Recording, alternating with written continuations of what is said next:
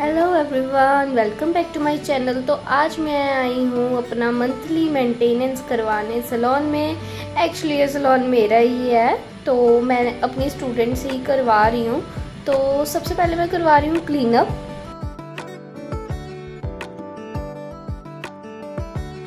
मेरी एज अभी कम ही है, आई एम 21, सो मैं क्लीनअप ही प्रेफर करती हूँ। फेशियल्स वगैरह मैं प्रेफर नहीं करती। तो मैं हर मंथ जस्ट टैन रिमूव करने के लिए थोड़ी सी फेस की क्लींजिंग हो जाए, क्योंकि मैं अपने सैलून से मेरा घर थोड़ा दूर है, तो मुझे आना जाना डेली बस में होता है, तो काफ़ी मिट्टी वगैरह डस्ट एंड ऑल सब जम जाता है फेस पे। तो मैं हर मंथ क्लीनअप करवा लेती हूँ और टैनिंग वगैरह रिमूव करवा लेती हूँ। That's it. मैं स्टूडेंट्स को क्लास भी प्रोवाइड करती हूँ, लाइक ब्यूटिशियन के कोर्सेज हो गए, मेकअप के एंड नेल्स के। तो पीछे मेरी एक स्टूडेंट नेल आर्ट कर रही थी, तो मैंने सोचा कि चलो फेशियल बेड पे क्या ही करवाना है, क्योंकि कई बार क्लाइंट आ जाते हैं तो काफ़ी बिजी हो जाता है फेशियल बेड, तो फिर हम एडजस्ट नहीं कर पाते हैं, क्योंकि मेरा सैलून अभी छोटा सा ही है। तो फिर मैंने सोचा कि हम चेयर पे ही करवाना बेटर है, कि अगर कोई क्लाइंट आता भी है तो मैं एकदम से उठ सकती हूँ। और यहाँ पे मैंने ना वीडियो थोड़ी फास्ट फॉरवर्ड में कर दी है, क्योंकि ना फिर वीडियो बहुत ज़्यादा लंबी हो जाएगी। मेरी मंथली रूटीन है, तो मैंने 3-4 चीज़ें करवाई हैं, तो फिर मैंने सोचा थोड़ा फास्ट फॉरवर्ड में कर देते हैं। अगर आपको इसमें समझना है तो आप साथ साथ में देख सकते हो। अभी इन्होंने क्लिनजिंग डन किया और क्लिनजिंग को रिमूव करा है। अगर आपको क्लीनअप की डिटेल्ड वीडियो चाहिए तो मैं आपको ये डिटेल्ड वीडियो भी शेयर कर दूँगी विद ऑल स्टेप्स। तो यहाँ पे मेरे D10 पैक लगा रही है और साथ साथ में हम बात भी कर रहे हैं, बिकॉज ये मेरी स्टूडेंट ही है। मैं क्लासेस भी प्रोवाइड करती हूँ ब्यूटिशियन की, जैसे मैंने आपको पहले बताया, और मैं साथ में ISO सर्टिफिकेशन देती हूँ। तो फिर मैंने सोचा कि चलो इसी से ही करवा लेते हैं, इसकी थोड़ी प्रैक्टिस भी हो जाएगी और मेरी डेली की जो मंथली रूटीन है वो भी हो जाएगी, क्लीनअप हो जाएगा। क्योंकि ना मेरे काफ़ी पिंपल्स हो रखे थे मिट्टी वगैरह की वजह से, और टैनिंग भी काफ़ी हो रखी थी।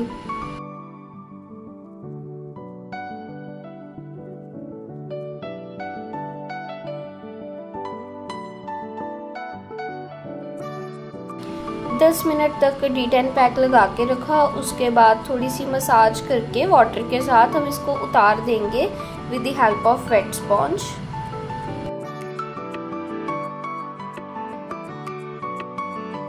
और आप देख सकते हो कि D10 पैक लगवाने के बाद मेरी टैन सारी रिमूव हो चुकी थी। स्किन जो थी वो 1 शेड लाइटर दिखाई दे रही थी, क्योंकि ये पैक ना बहुत अच्छा है, विटामिन C D10 पैक है। इससे जो है टैनिंग वगैरह बहुत इजीली रिमूव हो जाती है। और नेक्स्ट स्टेप था हमारा स्क्रबिंग। स्क्रबिंग हमें हमेशा हल्के हाथों से करनी चाहिए, एंड इन केस अगर वो पिंपल्स वाली स्किन है फिर तो बिल्कुल ही हल्के हाथों से स्क्रबिंग करनी चाहिए। बिल्कुल भी ज़्यादा ज़ोर से स्क्रबिंग करोगे तो पिंपल्स जो है वो पॉप आउट हो जाएंगे, जिससे ब्लड भी आ सकते हैं। तो बिल्कुल हल्के हाथों से स्क्रबिंग करो। यहाँ पे मैं एकदम फास्ट मोशन में मैंने किया हुआ है स्पीड को, तो ये मत समझना कि बिल्कुल फास्ट हो रही है। नो, स्क्रबिंग बिल्कुल स्लो और हल्के हाथों से करनी है। 8 to 10 मिनट स्क्रब करने के बाद हम स्क्रब को रिमूव कर देंगे with the help of wet sponge. And next step is जो ग्रैन्युअल्स होते हैं स्क्रब को वो रिमूव करना, वो सबसे मेन पार्ट है। तो वो हमें रिमूव करने हैं ड्राई टिश्यू के साथ। कई बार ऐसा होता है कि अच्छे से ग्रैन्युअल्स रिमूव नहीं होते हैं, जिसकी वजह से नेक्स्ट स्टेप में ना तो वो ग्रैन्युअल्स बीच में आते हैं, तो इरिटेट करते हैं।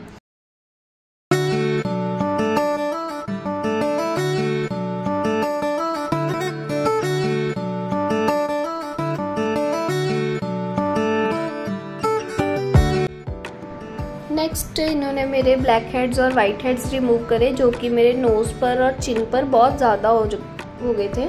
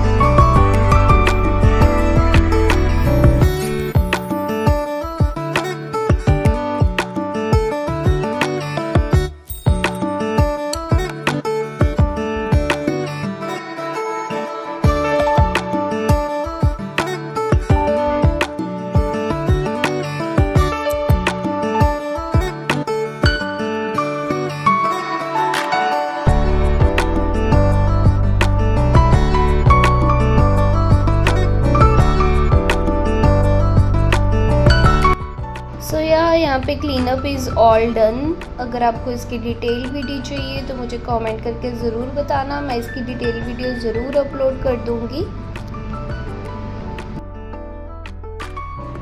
क्लीनअप हो चुका था, मेरा फेस क्लीन अच्छे से हो गया था, डस्ट वगैरह सब रिमूव हो गई थी, पिंपल जो थे वो भी पॉप आउट हो चुके थे, निकल चुके थे, तो ये भी धीरे धीरे ठीक हो जाएंगे। और मेरे ना बाल काफ़ी रफ़ हो गए थे तो मैंने सोचा चलो स्पा करवा लेते हैं। तो यहाँ पे हम यूज़ कर रहे हैं स्पा करने के लिए सबसे पहले प्रोटेक का शैम्पू। ये कैरेटिन शैम्पू है, मेरे हेयर पर कैरेटिन हो चुकी है तो फिर मैं यही शैम्पू यूज़ करती हूँ, प्रोटेक का keratin shampoo.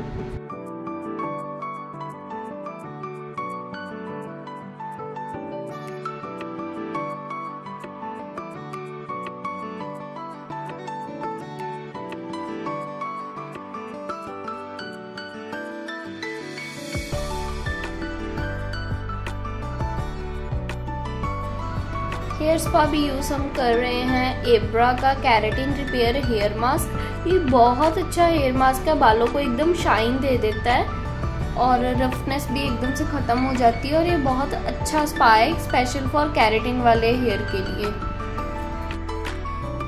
So friends, spa ना मैं नेक्स्ट डे करवा रही थी क्योंकि उस दिन क्लीनअप करवाने के बाद क्लाइंट आ गए थे, तो उसके बाद हम स्पा भी करवा नहीं पाए। और जब क्लाइंट चले गए तब तक इन स्टूडेंट्स के जाने का टाइम हो गया था, तो फिर मैंने इसको जाने दिया। स्पा मैंने सोचा चलो नेक्स्ट डे करवा लूँगी, स्पा एंड ऑल जो भी मुझे करवाना था। तो या नेक्स्ट डे हम ये स्पा करवा रहे हैं। सबसे पहले इसने मेरे टैंगल्स रिमूव करने के बाद सीरम ऐड करना चाहिए स्पा में, इससे ना बालों को शाइन और ज़्यादा मिलती है।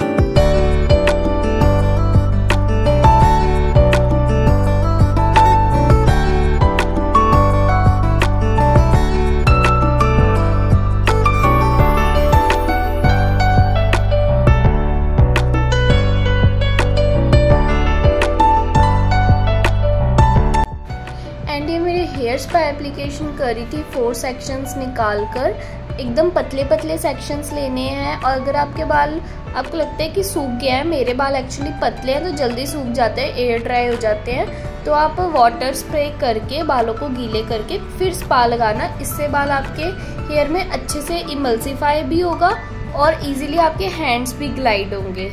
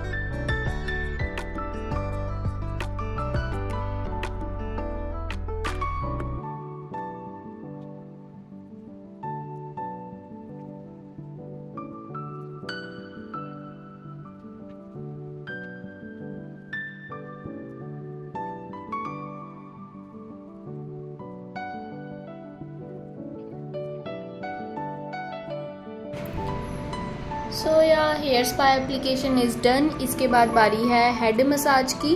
हेड मसाज भी स्लो ही करनी है, प्रेशर के साथ करनी है, हार्ड हाथों के साथ करनी है। मैंने आपको पहले भी बताया था कि वीडियो लंबी हो जाएगी, इस वजह से मैंने स्पीड बढ़ाई हुई है। आप ऐसा ना सोचना कि वो बिल्कुल फास्ट कर रही है, ऐसा नहीं है, बिल्कुल स्लो मसाज करनी है। बैक पर, नेक पर प्रेशर पॉइंट्स प्रेस करने हैं। राउंड मोशंस में जो मसाज होती है, शोल्डर्स पर जो मसाज होती है, वो करनी ही करनी है।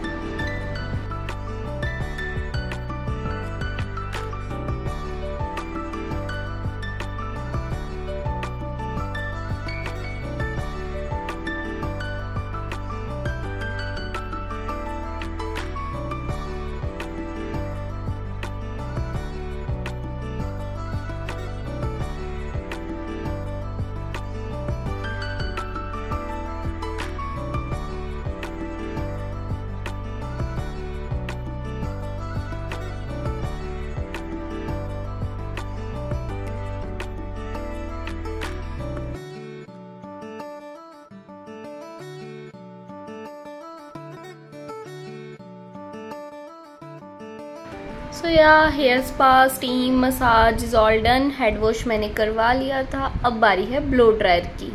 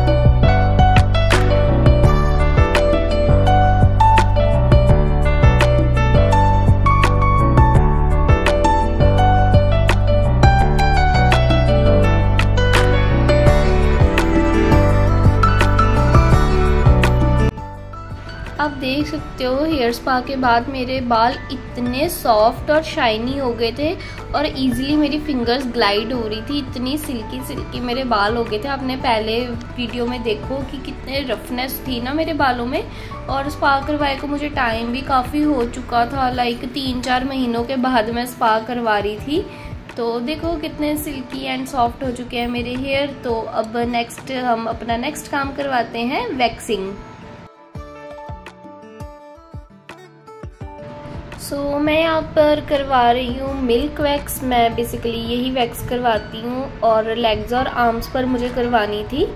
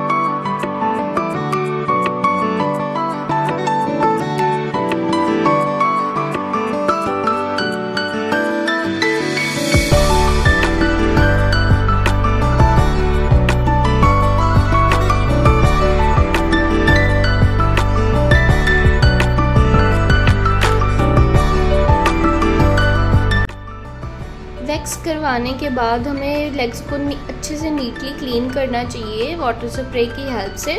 और उसके बाद जो है आफ्टर वैक्सिंग जेल होती है, मार्केट में इजीली मिल जाती है, वो ज़रूर लगानी चाहिए ताकि थोड़ा सा जो बर्निंग सेंसेशन होती है ना वैक्स के बाद, वो कम हो जाए।